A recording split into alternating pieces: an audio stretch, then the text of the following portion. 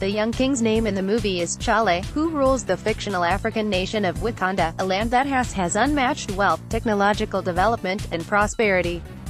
To protect itself, the rulers of the country have always kept the country's greatness a secret, refusing to open its borders, engage in either war or humanitarian efforts. Dubai. Black Panther may be a Marvel superhero movie, but it's hard to describe the story without it sounding darn near Shakespearean. A young king takes the throne after his father's tragic death. When he finds out the truth about his father's legacy, and the mistakes his father made as a leader, he must grapple with the fate of his country, keeping it out of the hands of a charismatic and dangerous man who arrives to take the throne and change its direction. The young king's name is T'Challa, and he rules the fictional African nation of Wakanda, a land that has, due to a special natural resource found only there, has unmatched wealth, technological development and prosperity.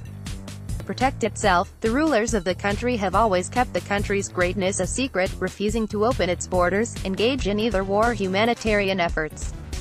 What makes Black Panther so potent is the question. T'Challa is faced with what is a powerful country's role in the world? Has no easy answers. Even better, the film's central antagonist, Killmonger, who arrives in Wakanda to change the country into a direct interventionist, makes thought-provoking points of his own, as the best villains do, forcing T'Challa to consider a different path forward. There are many reasons why Black Panther became a global phenomenon. As the first Marvel superhero film to feature a predominantly black cast from a young black director, it showed audiences something they'd never seen before. That representation will mean so much to communities that Hollywood has traditionally underrepresented, and to young viewers looking up at the screen to see a hero that looks like them, across the world. What will make this film resonate is that while providing plenty of action spectacle, beautiful stars, art direction, costumes and superheroism, it is a film with a lot on its mind, asking many questions about how the world should approach its future, and how it should reckon with the many sins of its past. While the film doesn't provide enough satisfying answers, the debates it has sparked, and will continue to spark, are what make it an essential film, especially in a country embarking on a new future, and asking these same questions itself.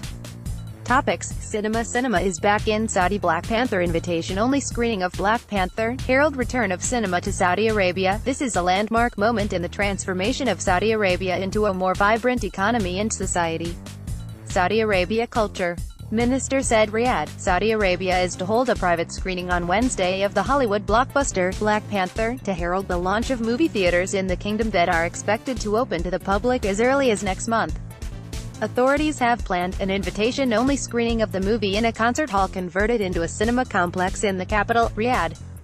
The screening will be followed by a rush to build movie theaters in major cities.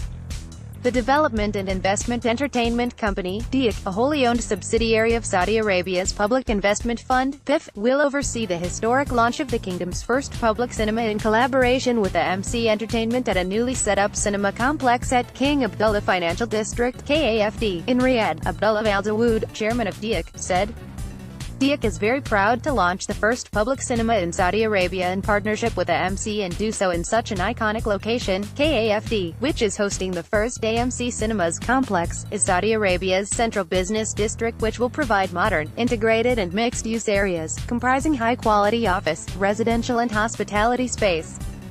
Adam Aron, CEO of AMC Entertainment, said, "At AMC we have around 1,000 theaters and 11,000 screens across the globe, but none of them have caught the world's imagination like this one.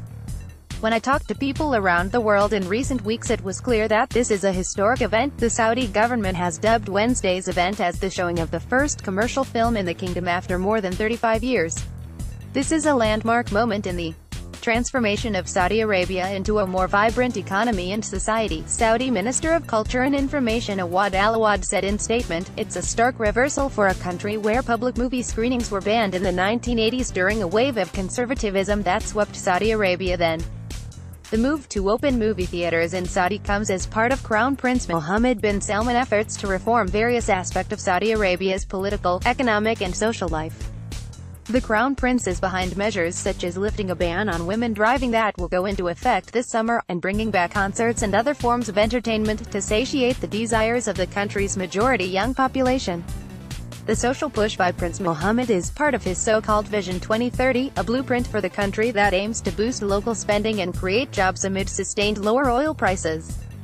The Saudi government projects that the opening of movie theaters will contribute more than 90 billion riyals, $24 billion, to the economy and create more than 30,000 jobs by 2030. The kingdom says there will be 300 cinemas with around 2,000 screens built by 2030.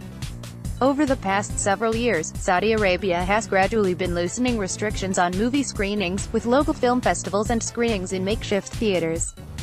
For the most part, though, Saudis who wanted to watch a film in a movie theater would have to drive to nearby Bahrain or the United Arab Emirates for weekend trips to the cinema. Topics: Cinema Theater Saudi.